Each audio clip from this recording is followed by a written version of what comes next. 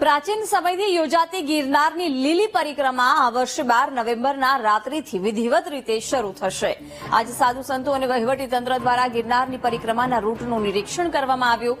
ખાસ કરીને સ્વાસ્થ્ય, પાણી, સાફ સફાઈ, રોડ, રસ્તાની સુવિધાને લઈને અગાઉ મળેલી બેઠકમાં સાધુ સંતો, આગેવાનો અને ઉતારા મંડળ દ્વારા તંત્રને રજૂઆત કરવામાં આવી હતી। ત્યારે આજે તંત્ર અને સાધુ સંતો દ્વારા પરિક્રમા રૂટનું નિરીક્ષણ કરવામાં આવ્યું, જેમાં રોડ, રસ્તા, પાણી, સ્વચ્છતા મામલે સાધુ સંતો અને તંત્ર દ્વારા પરિક્રમા રૂટનું નિરીક્ષણ કરવામાં આવ્યું, જેમાં તંત્ર દ્વારા રોડ, રસ્તા, પાણી, સાફ સફાઈ મામલે કામગીરી પૂર્ણ કરવામાં આવી છે। તો સાધુ સંતો દ્વારા હજુ પણ ઘણી બાબતે તંત્રને સૂચન કરવામાં આવ્યું છે, જેને લઈને આગામી 1 થી 2 દિવસમાં પરિક્રમામાં આવતા પરિક્રમાર્થી માટે સંપૂર્ણ કામગીરી તંત્ર દ્વારા પૂર્ણ કરવામાં આવશે।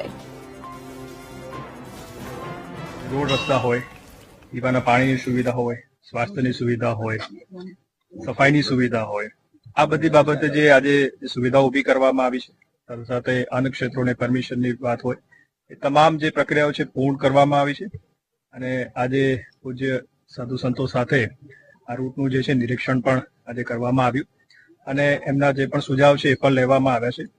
એટલે હજી 1-2 દિવસે તો એમાં જરૂર જે સૂચનો છે એ પણ અમે કાર્યવાહી કરી શકીશું। રાજુ આયુષ્ય અને સમૃદ્ધિ આપે અને ખાસ કરીને બીજું કે જે હાઈકોર્ટના હુકમથી તંત્ર ઉપર દબાણ છે કે કોઈ પણ પ્લાસ્ટિકની ચીજ વસ્તુ લઈ કરી અને વનની અંદર પ્રવેશ ન કરવો, જેનાથી એક પ્રદૂષણ ફેલાય છે અને વન્ય પ્રાણીને અતિ નુકસાન થાય છે। તો મહેરબાની કરીને હરેક પરિક્રમાવાસીઓને ફરી હું અપીલ કરું છું અને પ્રાર્થના કરું છું કે કોઈ પણ જાતનું પ્લાસ્ટિક લઈ કરી અને વનમાં પ્રવેશ ન કરે। રસ્તાનું ચેકિંગ કર્યું, ઘણો સારો પ્રતિસાદ છે। અમારા જે સુધારાઓના અમે સલાહ સૂચન આપ્યા હતા એમાં ઘણું ખરું કામ થયું છે। વધારાનું અમે કીધું કે જે ઈટાવાની ઘોડી છે એ ઈટાવાના ઘોડીમાં ધોવાણ બહુ થાય છે અને જંગલને જ નુકસાન થાય છે।